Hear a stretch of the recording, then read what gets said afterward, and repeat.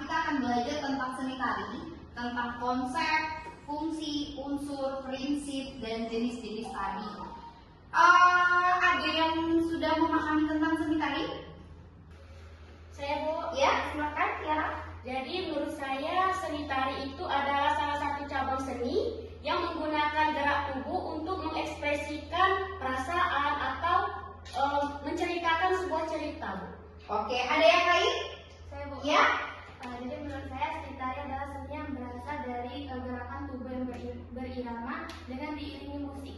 Oke, masih ada? Ya. Ibu, menurut saya tari itu adalah ekspresi dari manusia yang diwujudkan dalam bentuk gerak. Jadi, saya simpulkan kalau jawaban dari kalian semua bisa dikatakan benar, tapi belum 100% benar. Jadi, seperti yang kita tahu bahwa seni itu adalah ekspresi diri ya, ekspresi diri. Nah, sedangkan seni tari adalah ekspresi diri yang dikeluarkan, ekspresinya itu diwujudkan melalui gerak. Ya, oke. Jadi, seni tari adalah ekspresi diri melalui gerak tari yang indah dan ritmis. Memang dalam seni itu tidak ada salah dan benar, tapi keindahan unsur estetika adalah yang paling diutamakan. Makanya pengertian dari seni tari adalah ekspresi diri melalui gerak yang indah dan ritmis. Oke, paham? Paham. Sebelum kita masuk pada materi seni tari, kita lihat dulu capaian pembelajaran kita itu adalah mengembangkan materi, struktur, konsep, pola pikir keilmuan dan kurikulum mata pelajaran umum di Madrasah Ibtidaiyah Sekolah Dasar yang kreatif dan adaptif dengan perkembangan ilmu pengetahuan teknologi dan kebutuhan masyarakat. Ini capaian yang akan kita tuju pada mata kuliah kita hari ini. Oke? Ibu, Oke, konsep tari itu sendiri bisa kalian lihat di depan. Di sini sudah saya simpulkan. Pengertian tari yaitu umumnya yang akan terlintas di pikiran kita ketika kita mendengarkan kata seni tari, yaitu adalah gerak-gerak anggota tubuh. Ya kan? Sama seperti yang kalian sampaikan tadi, bahwa anggota tubuh dan memiliki alunan musik. Alunan musik dalam seni tari itu biasanya disebut dengan iringan tari. Nah, oke, kita masuk para ahli pertama menjelaskan bahwa seni tari itu menyatakan bahwa tarian adalah ekspresi jiwa manusia melalui gerak ritmis yang indah. Oke, itu menurut Sudarsono. Yang kedua, menurut Yulianti Parani menyatakan tari adalah gerak-gerak ritmis sebagian atau seluruh dari tubuh yang terdiri dari pola individual atau kelompok yang disertai ekspresi tertentu. Nah, yang terakhir itu ada dari Cart, dia mengatakan bahwa tari adalah gerak yang ritmis. Sebenarnya dari berbagai para ahli ini menyatakan tidak meninggalkan gerakan yang ritmis. Apa sih ritmis itu sendiri? Oke, boleh? Gerakan ritmis adalah gerakan yang dilakukan secara berulang dengan mengikuti irama tertentu. Oke, ada yang lain? Yang di belakang tadi? Mau coba? Ayo, silakan. Menurut saya, gerakan ritmis adalah sebuah gerakan atau pola teratur yang dilakukan oleh penari yang mengikuti iringan musik. Jadi harus teratur dan sesuai dengan ketukan-ketukan musik. Oke. Saudari? Gerakan ritmis adalah gerakan tari yang dilakukan melalui dan diikuti dengan irama-irama musik. Nah baik, dari jawaban kalian masing-masing bisa disimpulkan bahwa ritmis itu adalah sebuah pola yang dilakukan oleh para penari. Oke, bahwa di sini dinyatakan bahwa gerak tari itu bukan gerak sembarangan. Dia memiliki pola tertentu, memiliki ketukan tertentu dan punya aturannya. Jadi tidak semua gerakan itu bisa disebutkan dengan gerak tari. Bahwa gerak tari memiliki aturan-aturannya. Ya, sampai di sini paham tentang konsep tari? Oke, saya simpulkan lagi bahwa gerak tari atau seni tari adalah ekspresi diri melalui gerak indah dan ritmis. Kenapa indah dan ritmis? Karena gerakan dalam tari harus mengikuti aturan-aturannya, harus mengikuti pola-pola tertentu, harus mengikuti ketukan-ketukan yang diberikan dari iringan musik, yaitu iringan tari itu sendiri. Terus kenapa harus indah? Karena seni adalah sesuatu yang dikatakan esensi. Oke, tadi kita sudah membahas tentang konsep dari seni tari itu sendiri. Sekarang kita akan masuk pada fungsi dari seni tari. Bisa dilihat fungsi dari seni tari itu ada 5. Seni pertunjukan, upacara, hiburan, pergaulan, dan kesenian. Kita bahas satu persatu tentang itu dulu. Ini tentang tari pertunjukan. Apa pemahaman kalian kalau kalian mendengar tari pertunjukan? Oke? Ya. Jadi tari pertunjukan seni di sini menurut saya itu tarian ditunjukkan atau ditunjukkan kepada publik. Kepada publik, ditunjukkan ya, kepada publik. Ada yang lain? Oke, baik, silakan. Seni tari pertunjukan yaitu seni tari yang ditujukan ditampilkan di depan orang sebagai tujuan hiburan. Oke, masih ada untuk tari pertunjukan ya? Boleh, silakan. Seni tari pertunjukan itu biasanya digunakan untuk menyampaikan pesan kepada penonton baik dari bentuk hiburan maupun memperkenalkan nilai-nilai budaya. Oke, jadi untuk menunjukkan nilai-nilai budaya ada pesan yang ingin disampaikan ya. Oke, baik. Jadi dari sepemahaman kalian, tari pertunjukan itu sendiri sebenarnya tari yang hanya mempertunjukkan sesuatu. Oke, dia mempertunjukkan saja. Dia di dalamnya ada untuk hiburannya, ada nilai-nilainya, ada pesan yang ingin disampaikan, itu namanya tari pertunjukan. Kadang tari pertunjukan juga memiliki filosofis, ada nilai budayanya dan lain sebagainya. Itu menjadi satu di seni pertunjukan. Tari pertunjukan itu sendiri adalah tari di mana mempertunjukkan nilai-nilai, ada norma-norma yang ingin disampaikan, ada pesan yang ingin disampaikan, itu yang dikatakan dengan tari pertunjukan. Dia ikut menjadi satu. Oke, kita masuk pada fungsi seni tari yang kedua, yaitu tari upacara. Ada yang tahu tari upacara? Oke, silakan. Tari upacara adalah tari yang digunakan sebagai bagian dari upacara adat, keagamaan, dan spiritual. Iya. Ada lagi? Baik. Hampir sama dengan teman. Jadi tari upacara itu bukan tujuannya hanya hiburan, namun di sini lebih khususnya ke untuk upacara memperingati hari-hari keagamaan atau adat istiadat. Oke, baik. Ya, benar sekali bahwa tari upacara ini bukan sesuatu untuk memberikan hiburan kepada penonton, tapi tari upacara ini adalah tari ini menjadi elemen penting dalam suatu prosesi.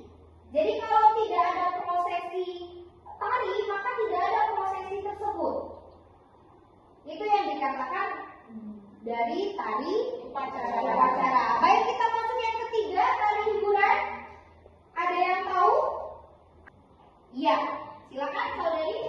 Menurut saya Bu, tari hiburan itu diciptakan hanya untuk bergembiraan atau kesenangan bagi si penari tersebut dan penonton. Oke, setuju semua dengan pengertian dari saudari Nurul? Setuju ya? Oke, baik, benar. Dari kata hiburan itu sendiri kita sudah mengerti dan memahami bahwa tari ini fungsinya untuk menghibur, ya kan? Biasa dipertunjukkan untuk menghibur, tidak terikat dengan norma, tidak terikat dengan nilai, tidak terikat dengan kebudayaan, unsur kebudayaan apapun, dia bebas sifatnya. Itu untuk seni tari dan fungsinya yaitu sebagai hiburan. Oke, yang keempat, tari pergaulan. Ada yang tahu? Ya, silakan. Menurut saya, tari pergaulan adalah tari yang berfungsi untuk memperkuat hubungan antar individu, kelompok, baik itu secara hiburan, adat maupun secara agama. Oh ya, dari katanya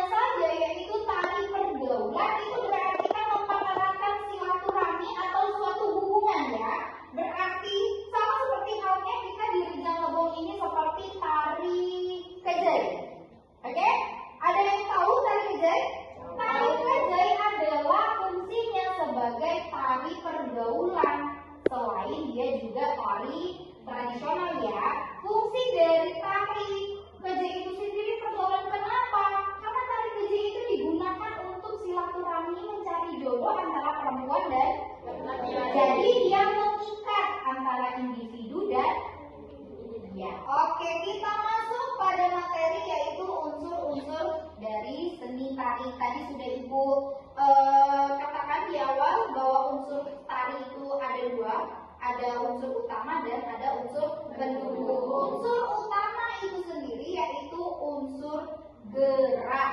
Gerak yang akan dilihat itu ada wiraga, wirama, dan wirasa. Ini semua ini berasal dari gerak yang kita akan dilihat. Wiraga, bagaimana gerakan kita dilakukan sesuai atau tidak dengan ketukan tadi, dengan iringan musik tadi.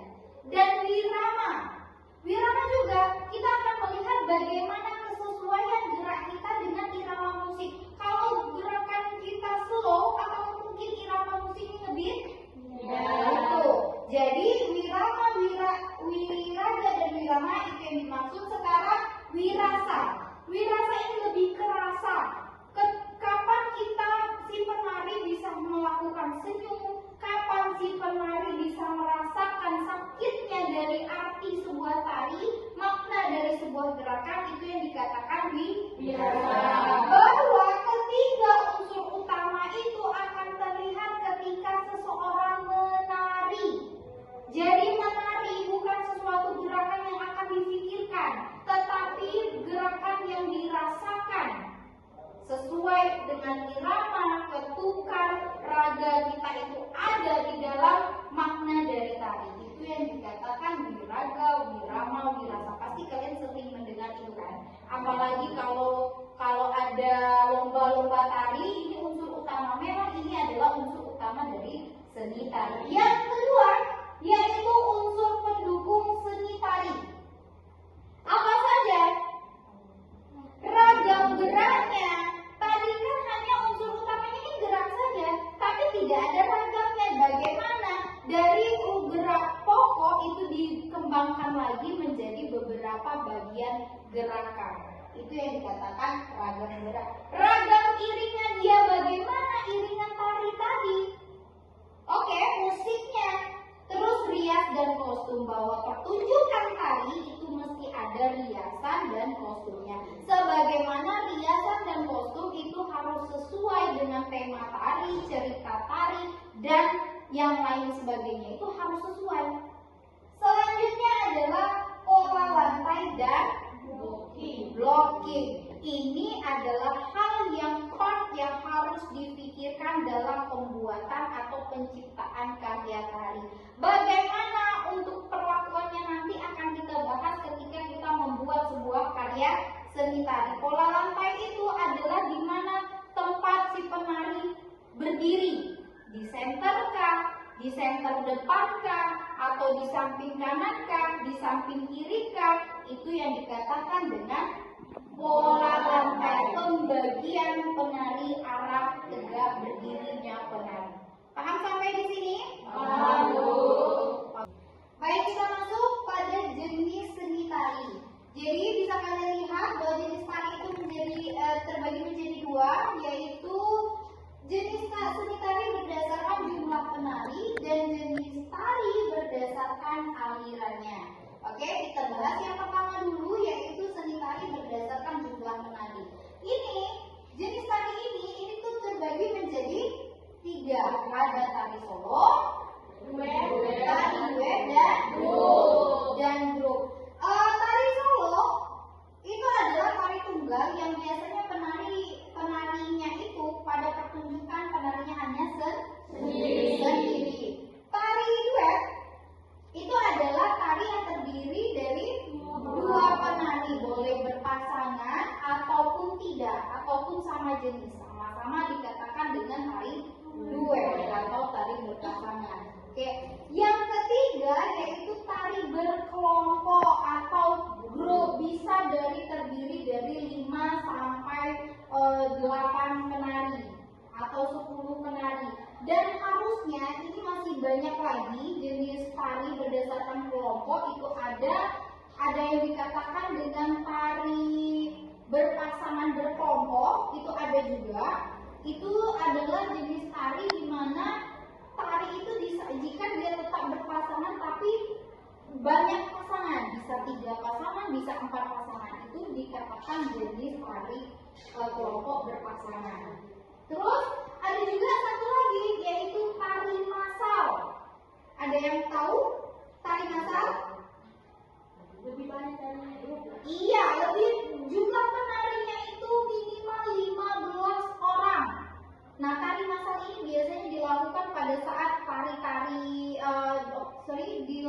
pada saat ada event. Nah, itu biasanya dilakukan beramai-ramai. Itu yang dikatakan tari massal. Tapi pada prinsipnya tari itu hanya terbagi menjadi 3. Pada pelaksanaannya nanti akan banyak pendekatan seperti yang saya sampaikan tadi, ada berpasangan kelompok, ada tari massal dan lain. Oke, kita masuk pada poin yang kedua, yaitu jenis tari berdasarkan genre atau aliran. Oke, baik, ada yang paham apa sih itu kontemporer? Ya? Jadi jenis seni tari kontemporer adalah seni tari yang tidak terikat oleh aturan-aturan zaman dahulu dan berkembang sesuai mengikuti zamannya. Oke, ada yang lain? Itu saja? Ya, silakan. Jadi tari kontemporer adalah jenis tarian yang menggabungkan unsur-unsur dari tarian tradisional dengan gaya yang lebih modern. Oke, baik. Jadi jenis tari kontemporer ini benar yang apa kalian sampaikan, bahwa tari kontemporer ini dia tidak terikat dari apapun dan dia diproduksi atau dibuat karyanya sesuai dengan zaman. Ini yang dikatakan tari kontemporer, tidak ada batasan sama sekali. Tapi apakah tari kontemporer ini tidak boleh masuk nilai-nilai budaya? Boleh. Dia boleh. Dia misalnya kita mau buat tari tetap dengan ada nilai-nilai budaya Rejang Lebong, tetap boleh.